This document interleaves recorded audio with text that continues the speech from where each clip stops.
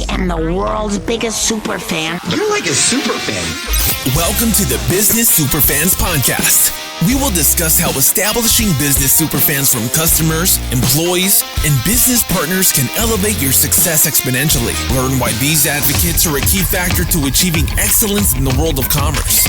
We discuss the invaluable insights of business owners who have successfully implemented the strategies in the book to build their own team of devoted superfans.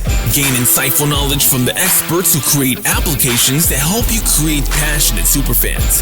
This is the Business Superfans Podcast with your host, Freddie D. Ready!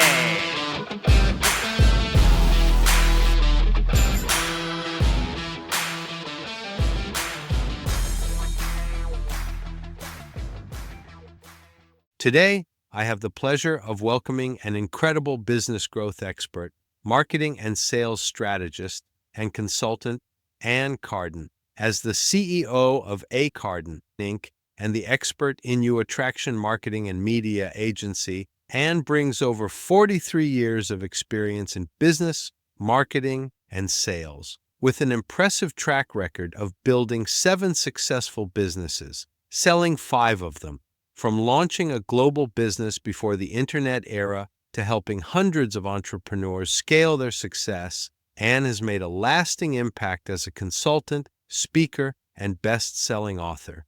Her book, Expert in You, became a #1 international bestseller, and she shares her expertise through her podcast and magazine of the same name. She's been featured on major media outlets like ABC, NBC, CW, and Fox, recognized as one of the top coaches in the world, and recently inducted into Who's Who in America. With a wealth of knowledge and a passion for helping entrepreneurs thrive, I'm thrilled to have her here today. Welcome, Ann, the founder of Expert in You, to the Business Superfans Podcast. We're excited to have you here this afternoon, Ann. Thanks, Frederick. I'm happy to be here. So tell us a little bit about your story of where you started from and how did you end up coming up with Expert in You? That's a great question. Let's see, 35 years ago, I left my corporate career and my corporate income to be a stay-at-home mom. And we were struggling financially, and I started looking for a way to make money. And that is how my first business started. Since then, I built multiple businesses, sold them, and I started coaching and consulting about 15 years ago. And I fell into a lot of the wrong strategies and things that just were not helping my business. And I was part of a coaching organization, and everything they were teaching, people were having to learn their stuff to go out and build a business coaching business. But they were all struggling. And I thought, what's wrong here? And I took a step back and I kind of figured it out. And I thought, Ann, you're trying to learn stuff that's really not in your expertise here. It's their stuff. You're trying to do things that don't really align with you and what you know and your knowledge. And I started looking around and everybody else was doing the same thing. So as I took a step back, I thought, okay, Ann, where's your expertise? Where does that lie? And then how can you still take the things that you've learned from them, but structure it in a way that it can help you move your business forward? Because I kept getting kind of stuck in my business. And all of a sudden, my business exploded once I figured that whole thing out, and they started really sending me other coaches and other consultants to help them. I really was helping them build and I would say to these coaches and consultants, what was your background? Like, why did you decide to become a business coach? And they might say something like, my background was in music. Okay, that doesn't align, right? Or doesn't, Right. I started looking at that and I thought people need to be taking what they're already great and building a business around. That is their fastest path. So out of that, it was where the entire brand came from. Interesting story. So what is it they specifically do in helping these coaches? You work primarily with coaches, is that correct? Or you work also with business owners, or is it a hybrid of both? They're business owners that are coaches.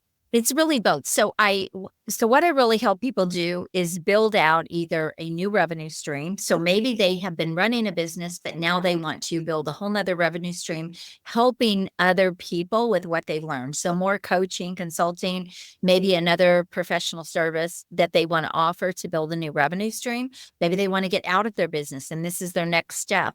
I work with people coming from corporate that they are ready for something different, or maybe they're retiring, or they want to, for example, I have a client that's a surgeon and a practitioner, a specialist, and she has built out a concierge business practice. And she's been the first person to do it in specialty. Now she's creating a coaching business and a coaching model to help other specialists be able to build out a concierge model. So I take what they're already doing or have already done or what they're great at, and I help them really design a premium business around that because they're already experts. They already know their stuff. And I help them build out what is going to be their revenue model. I call it their $1 million offer, their branding, their marketing strategies and systems, their sales process, and then even building their team and how are they going to scale this and how are they going to keep growing it. So really an A to Z coach. But I also work with people that are wanting to level up. So maybe feel like they haven't really been working as an expert. They really haven't been working in their skill set and their knowledge. They have so much more opportunity. They want better clients. They want bigger deals. They don't know how to do that. They want to be a more premium player in the market. I help them restructure, and then how they can grow and scale that. But all around professional services. So it might be an agency owner that decided, I want to create a consulting arm of my business. We're doing all the done for you services, but I want to consult. I want to be a trusted advisor. I don't want everything to be done for you. I want to leverage my skill set and my expertise and teach their teams or run their teams, manage their teams, not manage, but advise their teams. And so that all becomes another revenue stream or a completely new business. Interesting. You've got a unique approach of really working with these people to find another niche that it's really an extension of what they're already doing. Yes. But it's just repackaging it into a revenue generating machine. Yes, absolutely. A lot of people go out and they try to learn something new. It's like, okay, I know I want to, we see this with business owners a lot. I worked with business owners for years before I started working with professional entrepreneurs. And what I would see is business owners would not maximize what they were doing. And so then they would decide to start another business or add something, but it was a completely different business. And so now they're trying to run two businesses. We see this even a lot with entrepreneurs, but the businesses aren't connected in any way. They're not complementary. No, and they're not complementary at all. So one of the things I help people do is build out what I call their $1 million core system, their core offer. And then from that, they can build off. So now I actually have an agency where we do a lot of done for you services. We can write their book, we can get them published in the media, we can launch their podcast. So there's a lot of things we can do with them. Those are all done for you, but they were a natural fit to what I was already helping people do. Right.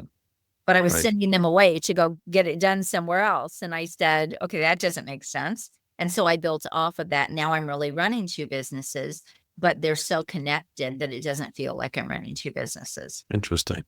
And that's really clever of what you're doing, because you're helping that customer of yours really scale. You're controlling their growth process because of the fact that you're tracking what's happening. And you can say, okay, you need to, just like an airline pilot has got an autopilot system that automatically tweaks and adjusts. I have a friend that's a retired airline pilot, used to fly from Phoenix to Maui.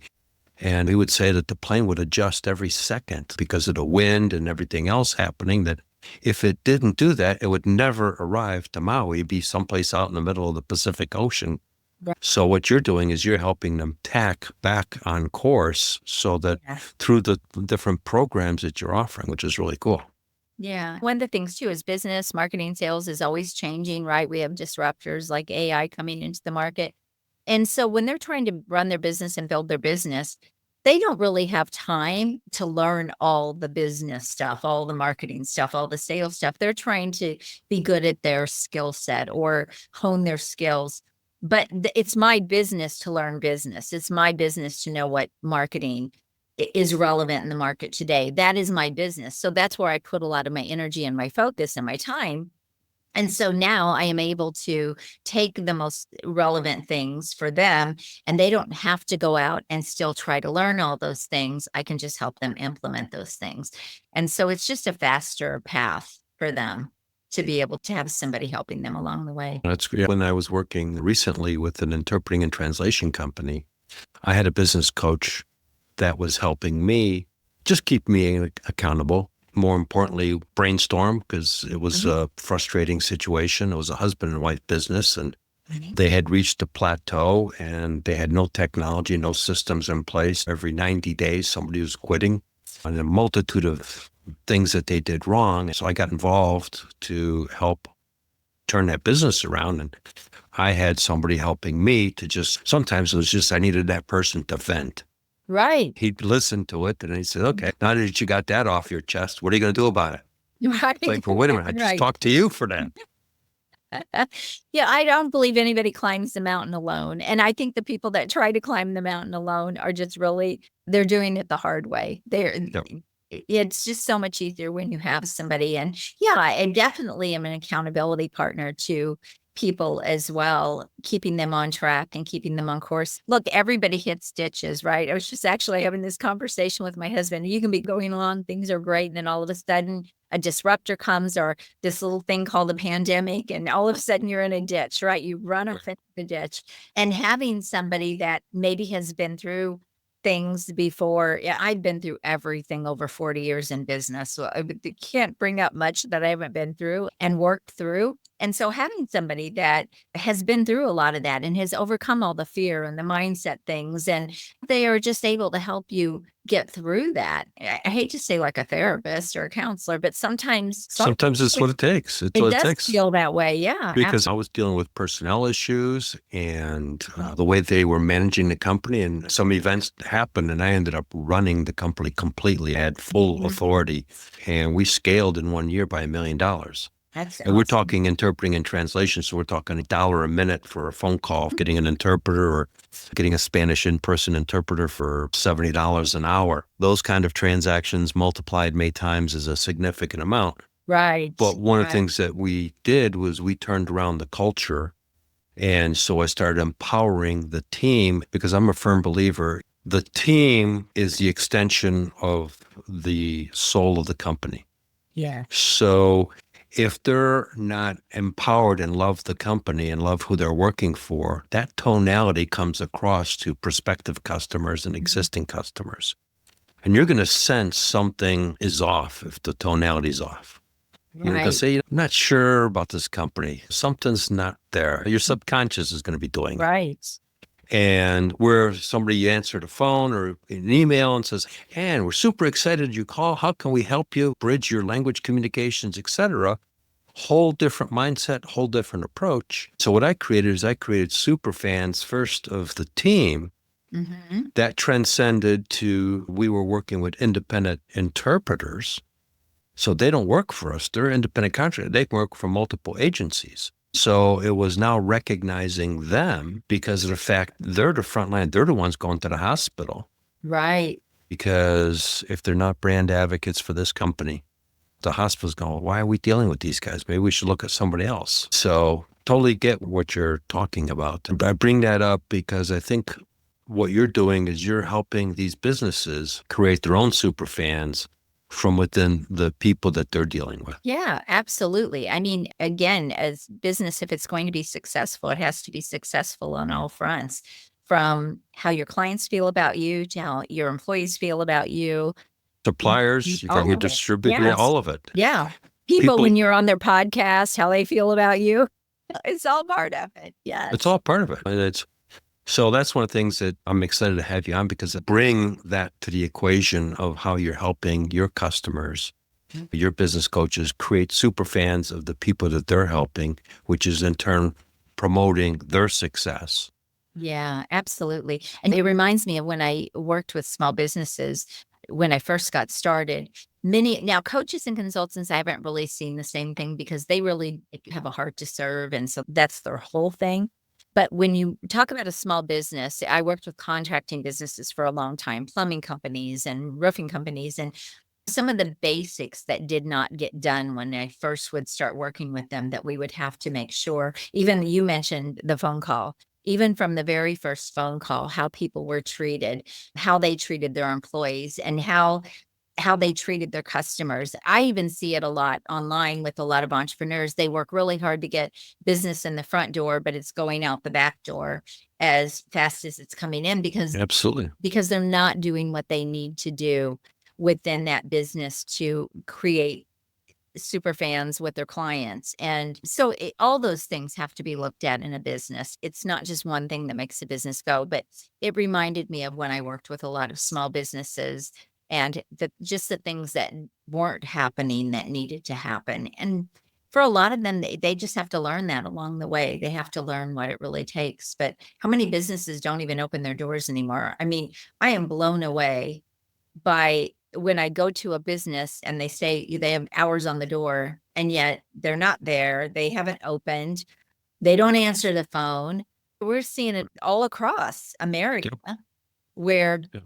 I'm like, how do these people stay in business? We also are seeing the same thing. So we have to be out there helping these people Yep. do a better job. Agreed. So share a story, Ann, of how you've helped transform somebody that was looking to become a coach and work with other businesses. And what's the story that transformed them to where they're now? They've achieved the goals that they were seeking. Yeah, I could tell you so many, but one of the goals or one of the ones that it was in my earlier days, and he was a referral to me from a past client, and he had been trying to launch a product. And so this is just sort of how I mold things and how things work, which is why I'm telling this story.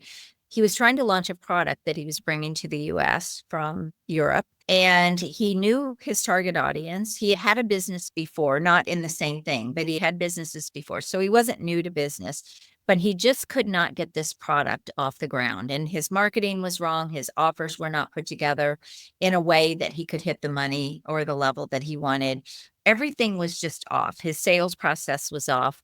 So we restructured everything. His offer originally was about $4,000. And I said, one of the problems that you're going to have, he wanted to work with chiropractors. I said, it was a machine. One of the problems you're going to have is chiropractors don't need another thing and they don't need another thing to do. So if you're going to sell this to them, you have to make it a really sweet deal and you have to make it something they really want. And he was trying to almost sell it like this will be great for your patients. Well, chiropractors care about their patients, but they still max out on their time. They still can only do so much, right? They don't want to put out more money. And so we restructured all of that so that he was now targeting the chiropractors and how much revenue it could add to their business. And the benefit is what it would get to do for their patients as well. And how they could sell this is a whole nother thing. But the other thing we did with that, we changed all the marketing, we changed the package. And I said, let's turn this into a consulting offer that includes the product and let's put some marketing with this. So he put about $500 worth of marketing stuff, brochures and some signage, and got some materials made for them that would go with the package. Again, we recreated everything. And then we put together a consulting where he trained the staff. So the staff could run it and the staff could be building out another revenue stream inside the chiropractor's office. The chiropractor didn't have to do anything except say, this person needs to know how to do this, or he could mention it to the patient and what it would do for them and how he thought it would be good for them. And then the staff could take it over from there. So we restructured all of that. So we took it from a $4,000 offer to a $25,000 offer. And then we changed up his sales process so that he funded the chiropractor so they could make very low monthly payments. We showed them the kind of revenue they could create. And long story short, he went from zero to almost $1 million in a year with that offer. Also, he was getting paid in full when they bought. So he was now selling $25,000 a shot every time he sold one of these. And that also gave him the money and the resources to now grow faster. So he hired some sales teams and they were able to go out and he was able to grow that and scale that really fast. That was just one example. But I look at what people are already doing and where's the opportunity there. Well, that could be maybe they've not done a business, but I look at what have you been doing? What is your expertise? What is all of that value that you have? How can we put something around that and build around that? But then what are you trying to do or where do you want to go and how can we level that up? So, yeah. So that's just one story. That's a great story because you created value. You basically simplified the process of getting that implemented into the chiropractor's practice, and you removed the time constraints for the chiropractor because he didn't have to get involved or she didn't have to involve Right. in managing it. The person came in, did the implementation, did the training, get everybody up to speed, helped everybody understand how to position it, to market it to the patients. And yeah, I'm sure he became a super fan of you. Yeah. And then from there, it was just follow up. And then I think he actually went on and did it in dentist office and did it in spas. I only worked with him for a short time, but after that, he was able to take that same exact process and just change who he was selling it to. The whole process still worked and he was able to go into different verticals. So I don't even know really what he did beyond that, but that's what he did in the time frame that I worked with him. So yeah. Yeah, that reminds me of years ago when I was in charge of global sales for a software company, and I was responsible for taking a product that existed, nobody knew about it, and grow it. And I grew it from 0 to 3 million net to the company in a 3-year window. The challenge was similar. I was working with independent distributors, or what we called value-added resellers back then. And they were all over in Europe, Asia, etc. These are independent people that are representing, I'll say, 12 different watches, and how do I get my watch, mind share, and sold within their teams? I would go out to there, so I traveled a lot and would spend time getting them see the benefit to take on the product. 2 was training their sales team how to position it, how to sell it with all the other products that they sold, and what was a differentiator. But where the difference was is we would recognize the distributorship, who sold the most and all that stuff. That's what most of the vendors were doing in our space. I went one step further and I actually recognized the individual salesperson of that agency that was the one that's selling the most of our product. So I recognized him as my super fan for promoting the product. So I was actually his super fan, recognized him, and then recognized the distributorship. And what that would do is that would motivate other salespeople within that distributorship. Wow, nobody else did that. None of the other competitive vendors did that. I did. That's something I had learned from somebody, and that was a game changer. That's when we scaled, like I said, from 0 to 3 million net to the company in $5,000 chunks. We had set up 60 resellers around the world, and I'm still friends. We're talking 20 some years later. I'm still friends with some of those people. Yeah.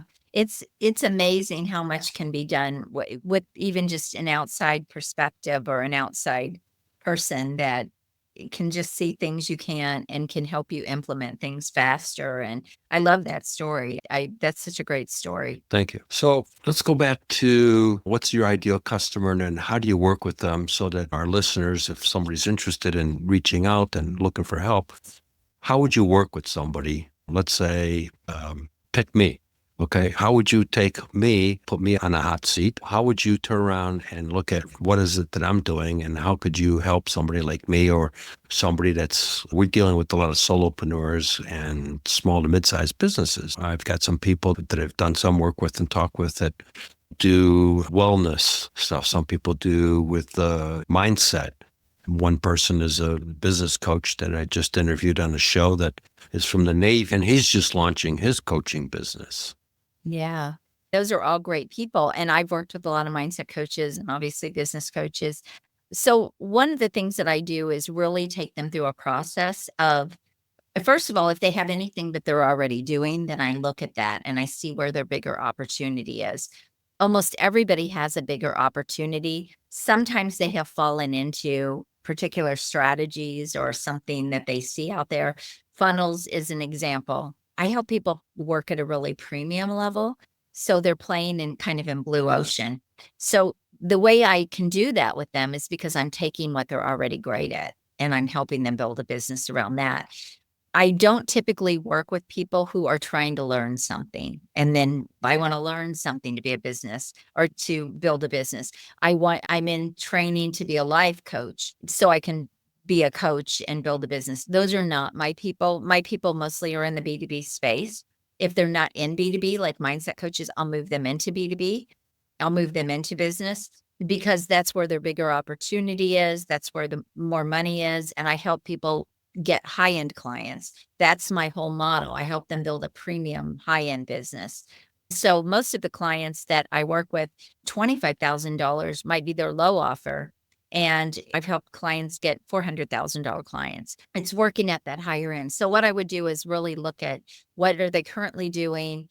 Are there shifts that can be made to level up what they're doing and really reposition them in the market, create a higher value offer, a higher value business model? So those are the first two things we look at. And then now, how are you going to market that and how are you going to go get clients? Typically, the marketing strategies that we use are very high impact. So it's either you're speaking in some form, or you're writing your book, you're getting in the media, you're speaking, your thought leadership on social media. You might be getting on stages, you might be running virtual events, you might be hosting your own podcast, you're getting on podcasts. It's all what I like to call a high impact marketing strategy, where it's a one-to-many type of approach.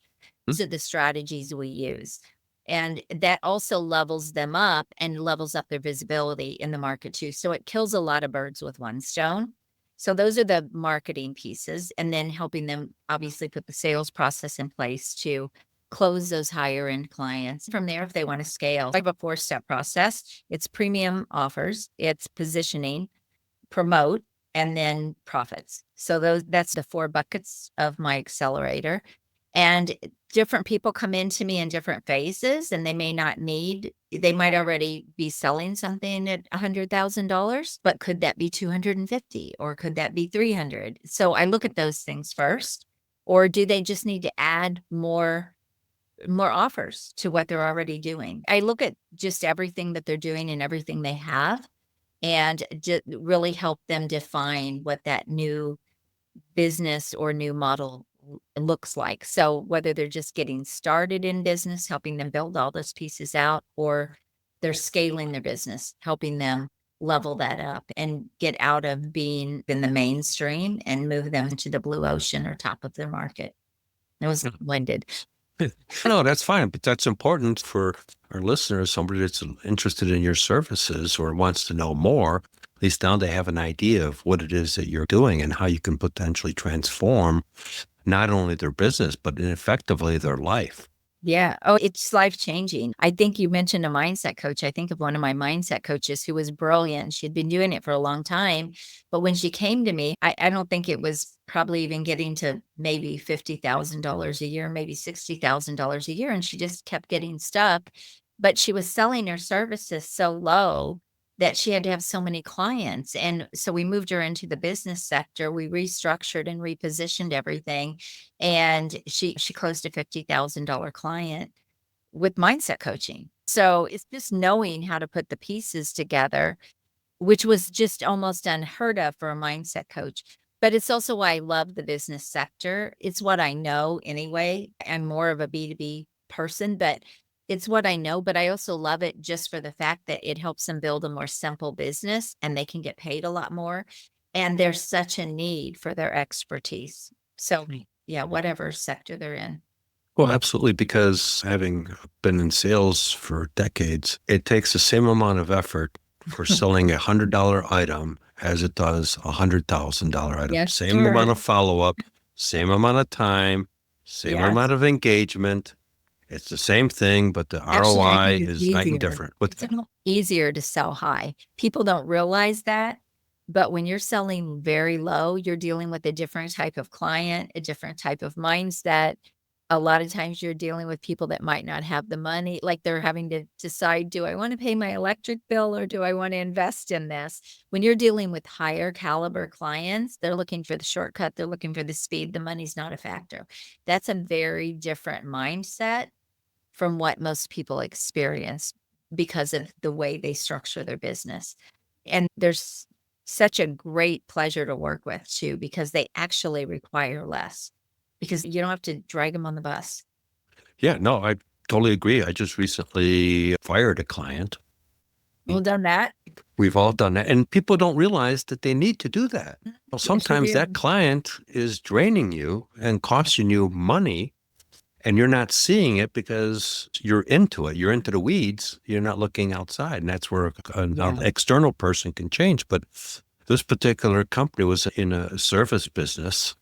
And I got recommended by the business coach that I had talked about. So I worked with this other guy and had, again, no CRM in the company, was working with folders and Excel spreadsheets and no follow-up strategy, et cetera. It's in the construction industry. And I did research and said, look, there's $159 billion worth of commercial construction going on in Arizona right now. You're getting 0.000000000000000 point whatever of that business.